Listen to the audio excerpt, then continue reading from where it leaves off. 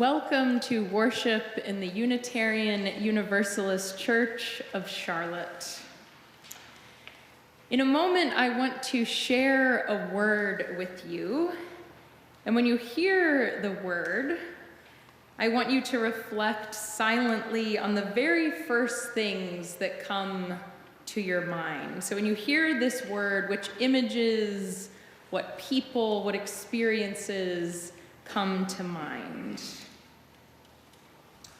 The word is power. Power.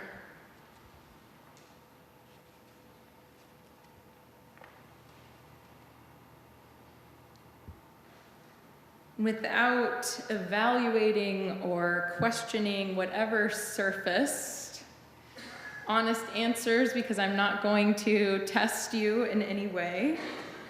When you heard the word power, raise your hand if positive experiences and ideas came to your mind. Positive experiences.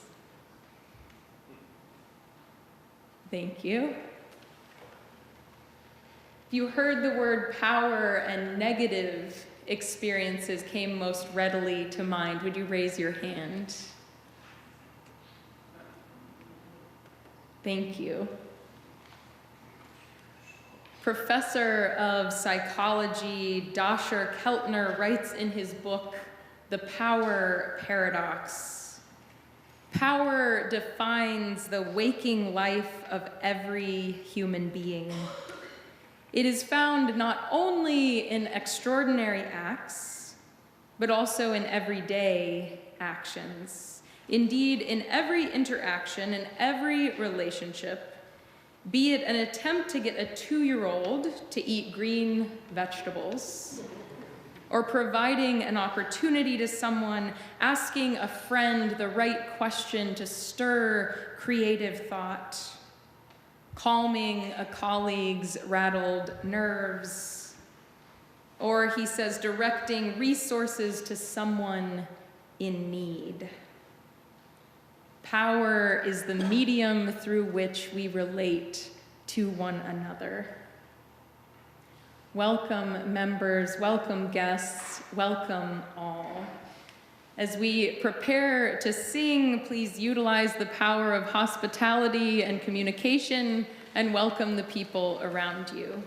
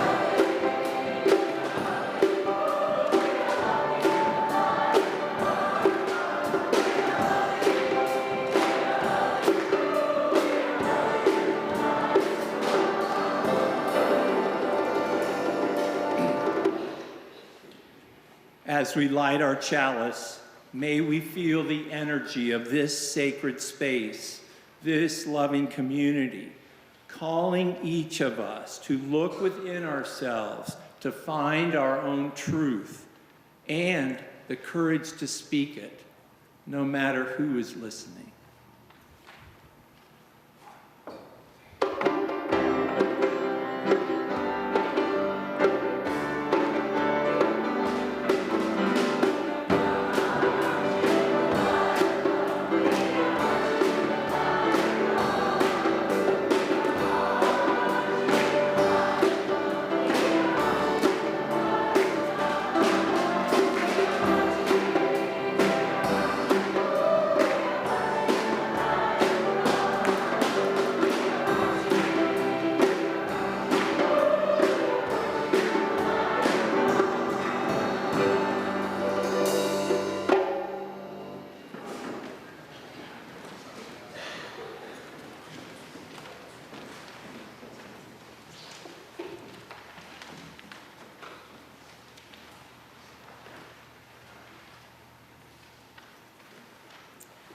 Our first reading is a poem by the Unitarian Universalist minister Rebecca Ann Parker. Your gifts, whatever you discover them to be, can be used to bless or curse the world. The mind's power, the strength of the hands, the reaches of the heart, the gift of speaking, listening, imagining, seeing, waiting. Any of these can serve to feed the hungry, bind up wounds, welcome the stranger, praise what is sacred, do the work of justice, or offer love. Any of these can draw down the prison door, hoard bread, abandon the poor, obscure what is holy, comply with injustice, or withhold love. You must answer this question: what will you do with your gifts? Choose to bless the world. The choice to bless the world is more than an act of will, a moving forward into the world with the intention to do good. It is an act of recognition, a confession of surprise, a grateful acknowledgement that in the midst of a broken world, unspeakable beauty, grace, and mystery abide. There is an embrace of kindness that encompasses all life, even yours. And while there is injustice, anesthetization, or evil, there moves a holy disturbance, a benevolent rage, a revolutionary love, protesting, urging, insisting that which is sacred will not be defiled. Those who bless the world live their life as a gesture of thanks for this beauty and this rage. The choice to bless the world can take you into solitude, to search for the sources of power and grace, native wisdom, healing, and liberation. More, the choice will draw you into community, the endeavor shared, the heritage passed on, the companionship of struggle, the importance of keeping faith, the life of ritual and praise, the comfort of human friendship, the company of earth, the chorus of life welcoming you. None of us alone can save the world. Together, that is another possibility waiting.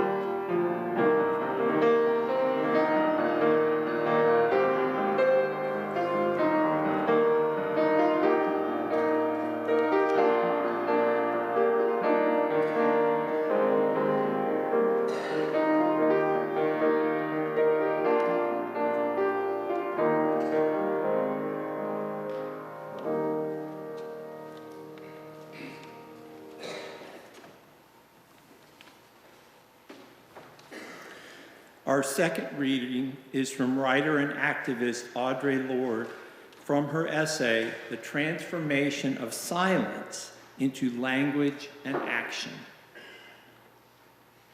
I was going to die sooner or later, whether or not I had even spoken myself. My silences had not protected me. Your silences will not protect you. What are the words you do not yet have? What are the tyrannies you swallow day by day and attempt to make your own until you will sicken and die of them, still in silence? We have been socialized to respect fear more than our own need for language. Next time, ask, what's the worst that will happen? Then push yourself a little further than you dare. Once you start to speak, people will yell at you.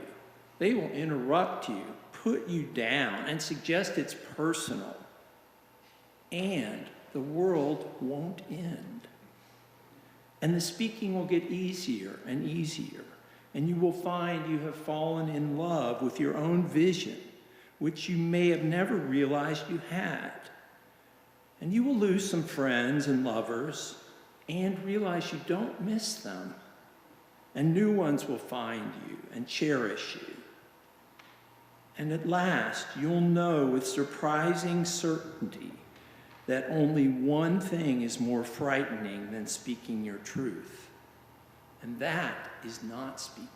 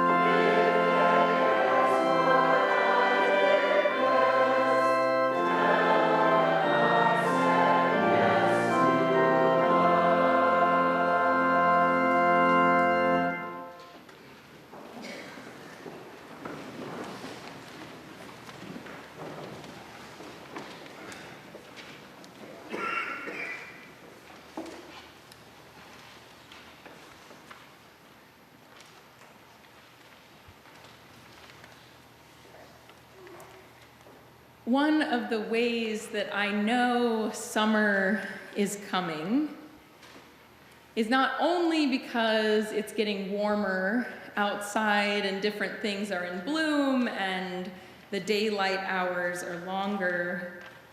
One of the ways I know that summer is coming is that if you go to see a movie, you will have at least 3 superhero films to choose from. And over the years of the plethora of movies based on comic books, my favorite series is the X-Men. As a child of the 90s, I remember watching the X-Men as a cartoon series on Saturday mornings while my cereal got soggy. You may or may not be familiar with the X-Men through the multitude of films that have appeared about them in the past 20 years. But I'll just introduce you to a few of the X-Men. There's Rogue, who as a teenager began discovering that through touch, she had the power to absorb the physical and psychic energy of others. Terrified and uncertain of what this all means, Rogue runs away from her small Mississippi home. For a long time, she wears gloves and a scarf and a hoodie, always with the hood up, hiding herself from the world, ashamed, scared and uncertain of what she is capable of. Then there's Cyclops. After the death of both his parents, Cyclops spent most of his childhood in the state home for foundlings in Omaha, Nebraska. The adults charged with caring for the young Cyclops either abused or neglected him. By the time he runs away, Cyclops has discovered that he can radiate beams of concentrated energy from his eyes, blowing things up with a glance. But his emotional distress keeps him from being able to control his powers properly. There's Storm, the daughter of Kenyan royalty and a British photojournalist. She can manipulate the atmosphere and control the weather. When we first meet her in the comic books, she is wrestling with the ethics of her powers and how to use them for good without throwing off nature's own rhythm and balance too profoundly. And of course, if you have heard of the X-Men, even vaguely, you've heard of Wolverine, who has a heightened sense of smell, who's able to heal his own wounds in a matter of moments, and has the ability to produce claws when he feels threatened. Wolverine, as much as the rest, struggles under the weight of his superhuman abilities. He spends long periods of time between missions self-medicating, not sure of how to face the responsibility that comes with his power.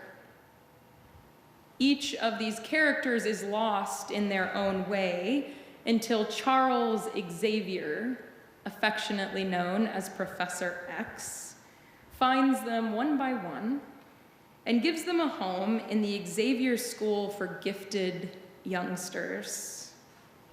There they take courses like leadership and tactics, the ethics of power, along with English, science, and drama. Professor X gently teaches the scared and troubled youth who come into his care that they should not fear their own gifts. They should not hide their abilities from the world, nor should they abuse the power that comes with such gifts. Professor X teaches that instead of simply serving their own changing and impulsive interests, these superhuman beings can find a sense of purpose and peace by using their powers in service of the greater good, a higher cause. Despite their ability to control the weather or shoot laser beams out of their eyes, the X-Men are not unrelatable, which is the beauty of superhero movies, of course. We cannot lift cars with our minds, but like the X-Men, we too experience doubt in our abilities. We too wrestle with whether or not we should ignore our gifts because they demand of us something inconvenient, intimidating, and life-altering. When we discover our own power, we too fear that we might fail to accomplish what that same power would suggest we are capable of. Earlier, when I asked what images and people and experiences came to your mind when you heard the word power, I identified with those of you who thought of power first as negative. When I hear the word power, the other words that immediately come to my mind are corruption, manipulation, and abuse. But it was thinking of power in the superhero sense that revealed to me another meaning of the word. In the comic book context, if you looked up what powers a superhero has, you would find a list of their skills, their abilities, their strengths. If we think of powers as gifts or strengths, then power is the use of those abilities to affect the environment around you. And then playing the piano or having the ability to teach algebra, listening with patient compassion to someone who is in pain are all powers we bring to the world. It is this definition of power that I found in our own Freeman Hall this week. The East Coast leaders of the Sierra Club hosted a leadership development conference here in our building this week. You may have heard of the Sierra Club. They describe themselves as the most enduring and influential grassroots environmental organization in the United States. Jay and I, as ministers, went to welcome our guests and thank them for using our space for their good work. And when we walked into the room, it looked like productive conversation had indeed been taking place all week. Poster paper thickly filled with notes hung around the room. And I couldn't help but notice that the heading of each paper said something like building power or mobilizing power. In my experience, the Sierra Club attracts justice-focused, nature-loving types, and I don't think of them as particularly power-hungry people. And sure enough, they graciously gave me permission to take pictures of their notes so I could read them later on my own. One heading asks, where do we build power? Where? And the answers listed below included through a stronger sense of community, trust, by showing people how much power they already have. Another heading asked, with this power, who are we accountable to? Answers included frontline communities, ourselves, each other, and the future. In words we heard earlier, Rebecca Parker says, your gifts, whatever you discover them to be, can be used to bless or curse the world. The mind's power, the strength of the hands, the reaches of the heart, any of these can serve to feed the hungry. Any of these can hoard bread. If you follow StoryCorps, you may have recently heard a conversation recorded between Alexei Romanov and his husband, David Farah. In the course of their conversation, Romanov recounts a story of the first person who helped him find the courage to be himself. Alexei Romanov grew up knowing he was gay. In his New York City neighborhood of the late 1950s, he was able to find the company of other gay kids. And they did their best to support one another in a world that was hostile to their very existence. At 14, Romanov began frequenting Bryant Park, where he met a kind man in his mid-80s who shared his own stories about what it had been like to grow up gay in a small town in the 1890s. Romanov and his friends came to call this kindly older man Mother Bryant. Growing up, Mother Bryant had refused to hide the fact that he was gay. He'd been so ostracized by his community as a result that he'd had to leave home for good. Romanov remembered as a kid thinking how brave Mother Bryant was to be honest about who he was. Alexei Romanov grew up and met a man he loved and wanted to move in with. At the time, it was illegal in New York City to rent an apartment to two men who were not related. When the prospective landlord asked Romanov, "What's the relationship between you two?" Romanov suddenly remembered Mother Bryant. He remembered that Mother Bryant had once said, "When you're ready to leave this earth, as I am, if you haven't left your community in a better place than you found it, you haven't lived." Romanov took a deep breath and replied to the landlord, "He's my partner and my lover."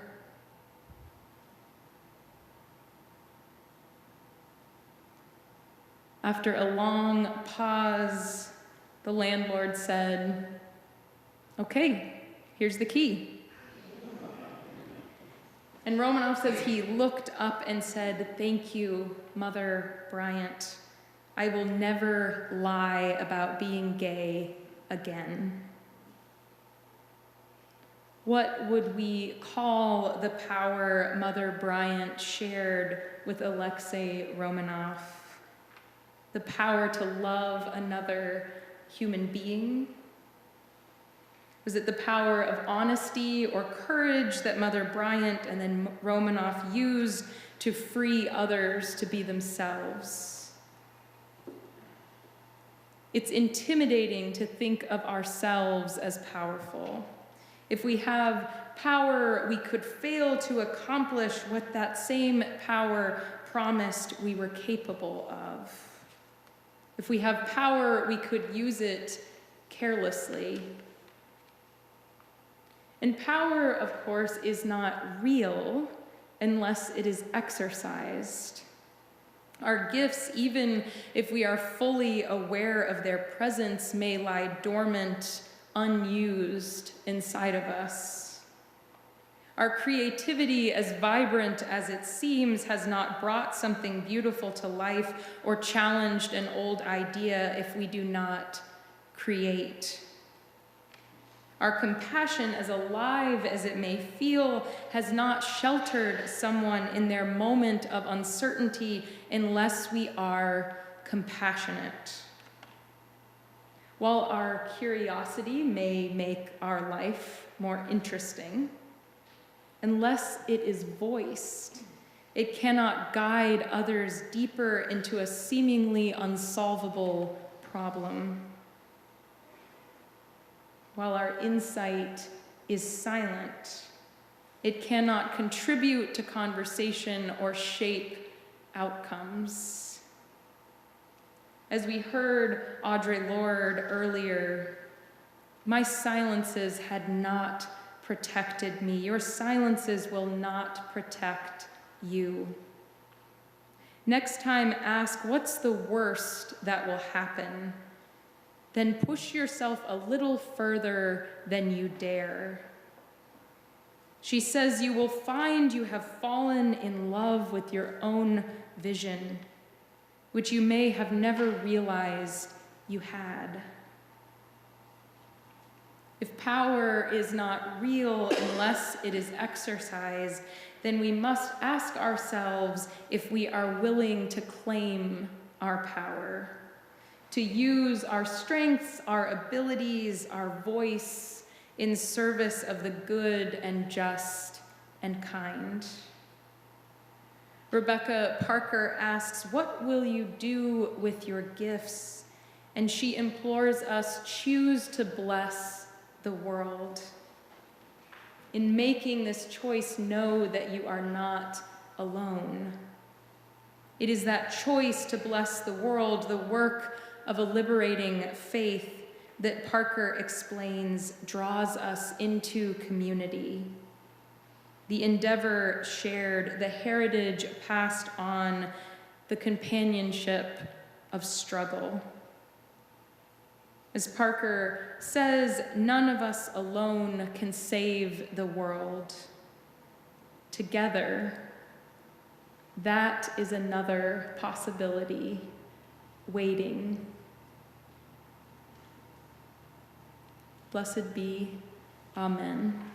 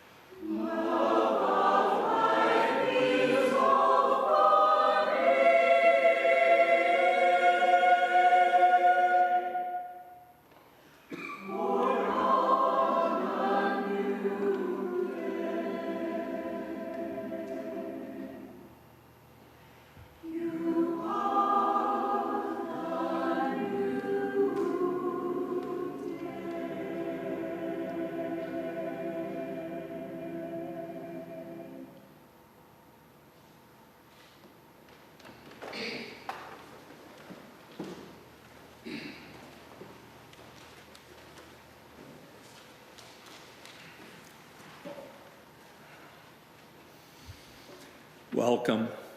We're happy you're with us today in this room or joining us remotely.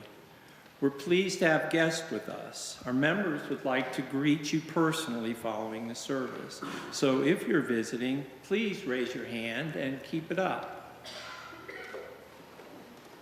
Members, take note of guests around you. After the service, invite them to join you for coffee and conversation in Freeman Hall. Should it enhance your experience of future services, you can find a large print order of service and a personal hearing assistance device on the table at the entrance to the sanctuary. Also, an elevator is located near the main entrance. If you'd like to learn more about us, please fill out a yellow card and place it in the offering basket later in the service. Members with a life event to share can do so on the reverse side of the card. The cards and offering envelopes are in the clipboards at the end of the row. Please pass them now. Visitors interested in hearing more about how to become a member can talk to our membership coordinator, Kelly Green, in the back. Her contact information is on the back of your order. Again, to each of you, welcome.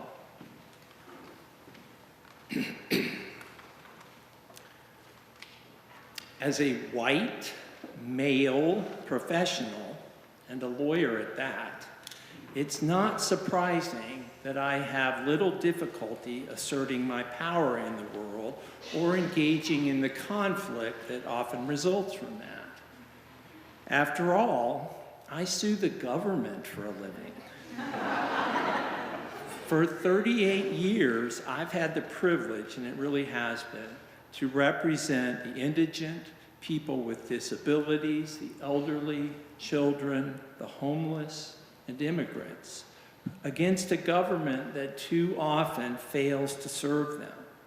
I've been able to help thousands of clients while achieving systemic changes that benefit hundreds of thousands more. So I've learned a thing or two about speaking truth to and standing up to power. The challenge for me has always been exercising my power in healthy ways. I've too often let the ends justify the means. Like many lawyers, I know how to spin or even hide facts, manipulate opponents, control witnesses. After all, I want to win. Another character flaw encouraged by my profession is arrogance. I know best. Others should listen to me. My wife calls it male answer syndrome, pretending I'm an expert on everything. My staff recently gave me a coffee cup with one of my favorite lines. I have no idea how they found this. You're wrong, I'm right, let's move on. They've also compared me to another very stable genius. Even in non-work conversations, I find myself halfway listening to others, busy preparing my rebuttal. Notwithstanding these grandiose tendencies, I've realized over the years, sometimes the hard way, that this sort of paternalistic, domineering use of power only gets you so far. I've learned to empower the people I supervise, trusting them to choose and manage their own work as much as possible, encouraging both their independence and working as a team, supporting instead of controlling them.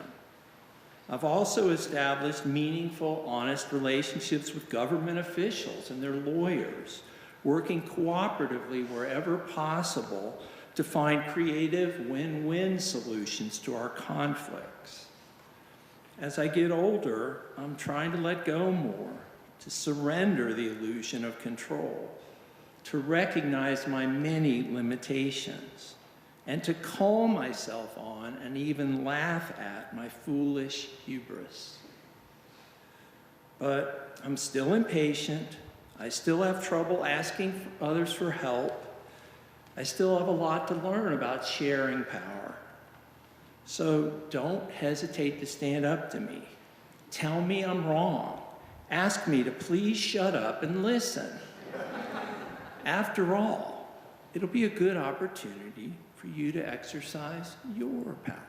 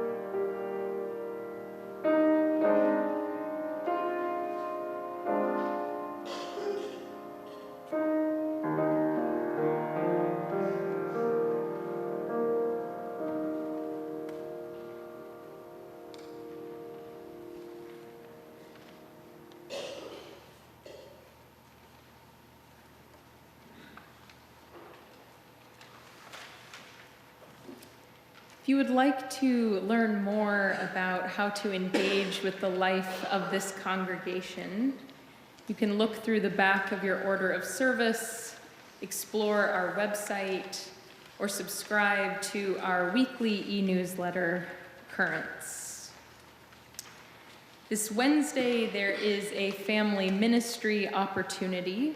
We'll gather in Freedom Park at 6 p.m. for a picnic dinner. This Thursday, our immigration series continues. And on Friday, our summer film series exploring racial justice through science fiction begins here in our sanctuary. Following this service, all are welcome to help out in Freeman Hall making sandwiches for our homeless neighbors.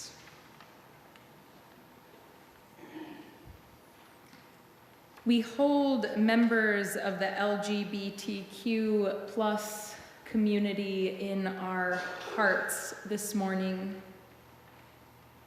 We know that this week, this month, around the world, members of the LGBTQ community have been subject to violence, not only in London. And simultaneously, this month, cities around our country are preparing or in the midst of celebrating the 50th anniversary of the Stonewall Uprising that gave birth to the modern gay liberation movement. We extend our love and support to members of the LGBTQ plus community in times of both mourning and celebration.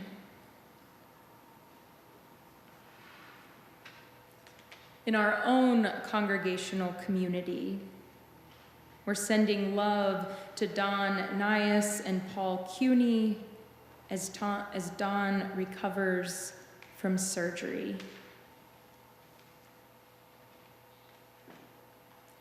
And we hold in our hearts Eddie and Nancy Walensky as Eddie recovers from surgery.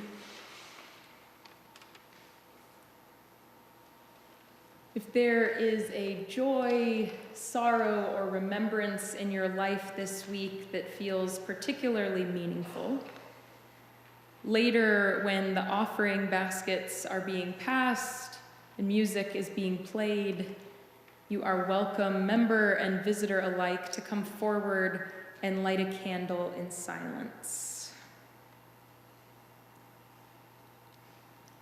Would you be with me in meditation,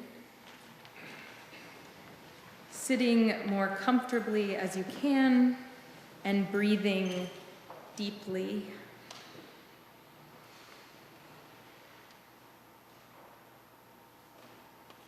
What is the word you would use to give your power a name? Insight, love, resilience, humor, compassion. If you had to describe the energy you bring in service of the good, if you were asked to explain your power with one word, which word would you choose?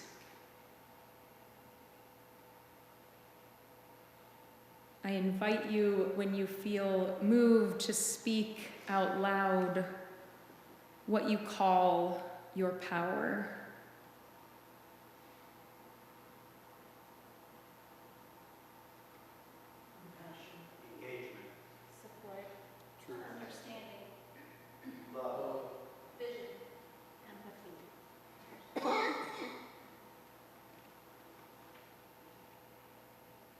When this week have you second-guessed, ignored, or silenced your power?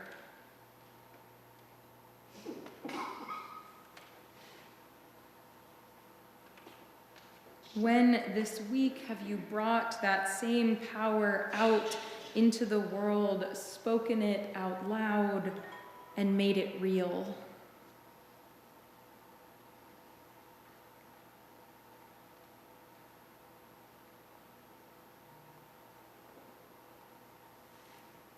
We bring together here the ability to create, critique, welcome, wonder, heal, trust, and love. Here in this company, may we find the courage to claim our power.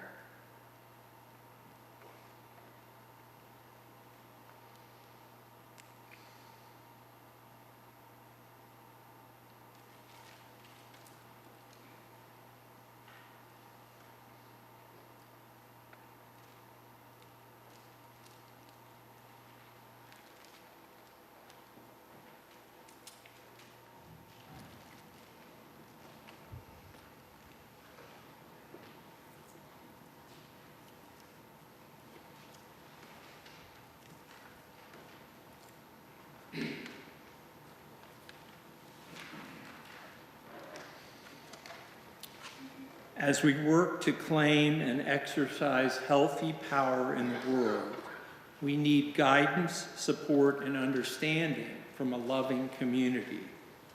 Only we can nourish that community and bring it to life. We will now receive the offering.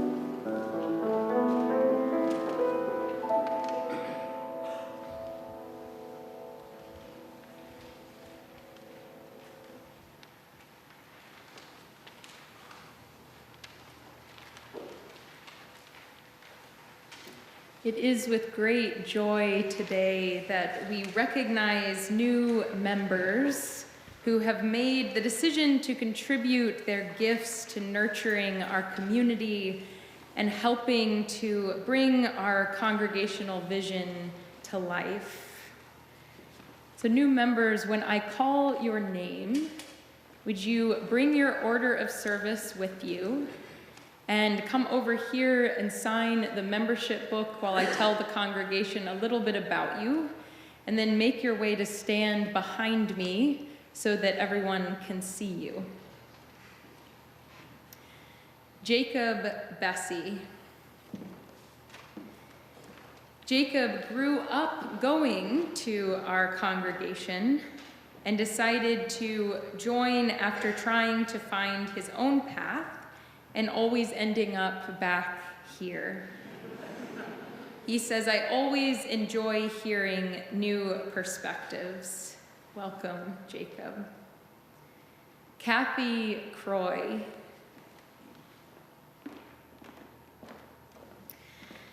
Kathy has been in the Charlotte area since 1975. She is currently retired, and her major interests have been gardening and hiking. She is looking forward to trying new things.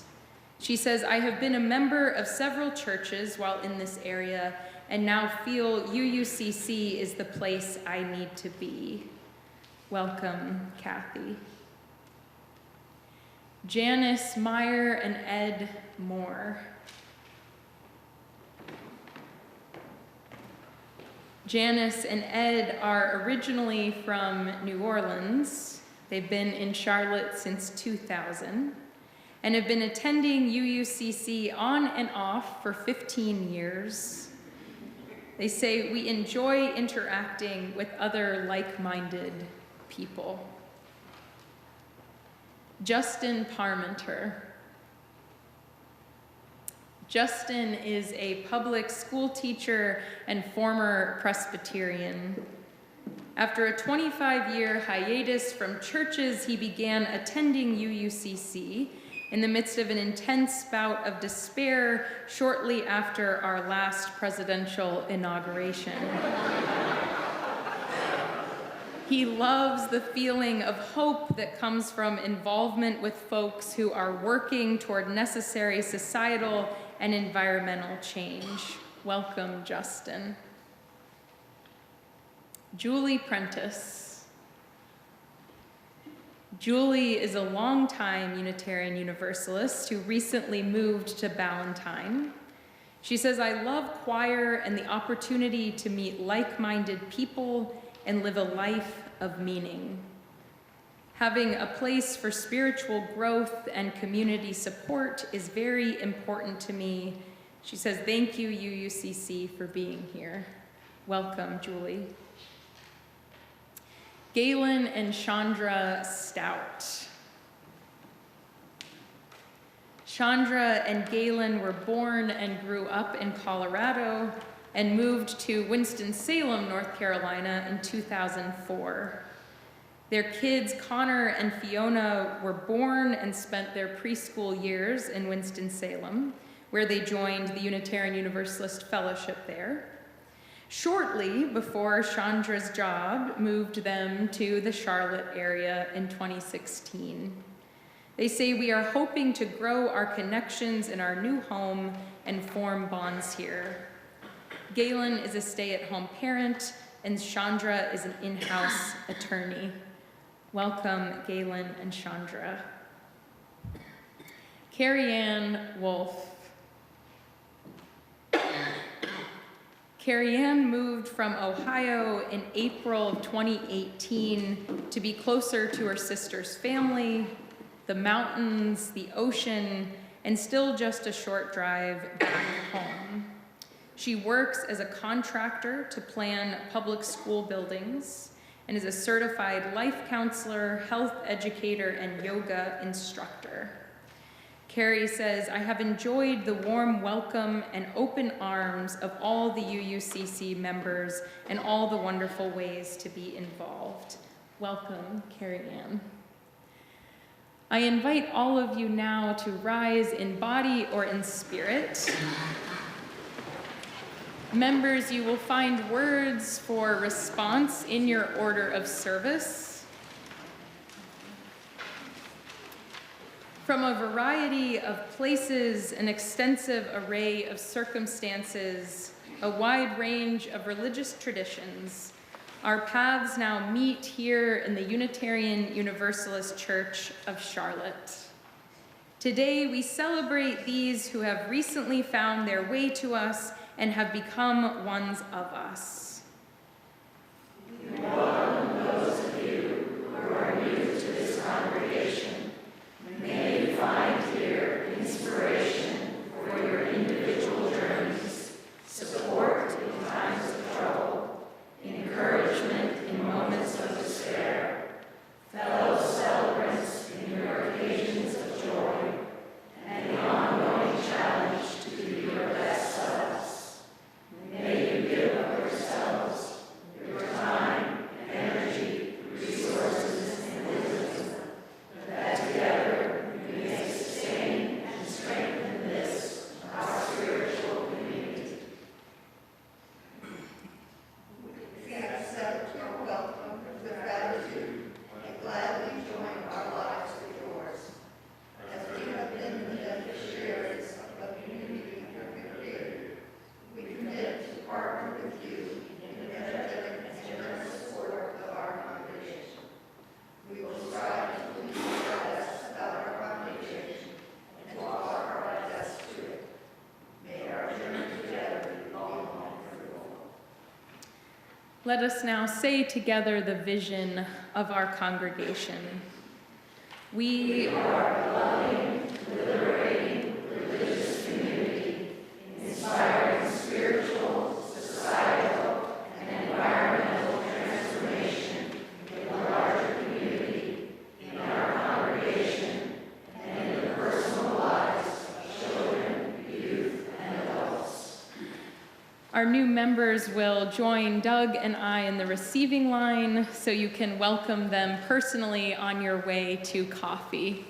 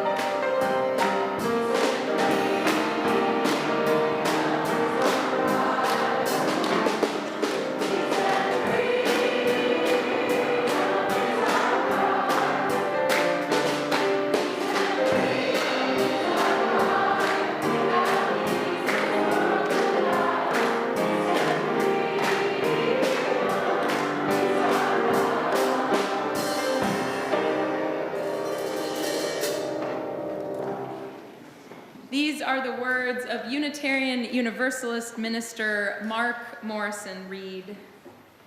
It is the congregation that assures us that we are not struggling for justice on our own, but as members of a larger community. The religious community is essential, for alone our vision is too narrow to see all that must be seen, and our strength too limited to do all that must be done.